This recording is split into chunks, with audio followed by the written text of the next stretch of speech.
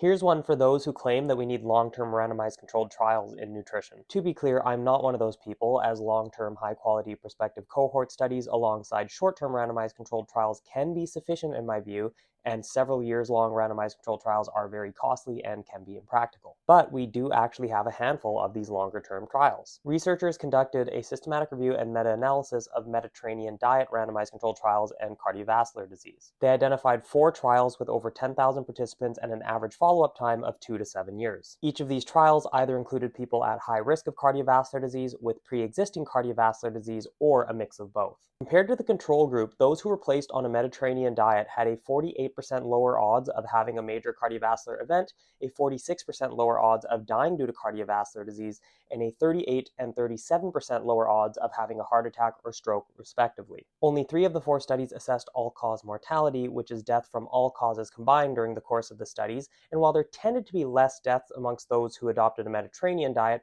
the results were not statistically significant. However, it is possible that the studies were simply too short or too small to detect a significant difference in all-cause mortality because the studies weren't designed for that. They were specifically designed to investigate cardiovascular disease. And as I just discussed, based on randomized controlled trials, a Mediterranean diet rich in whole grains, fruits, and vegetables appears to be quite beneficial for cardiovascular health.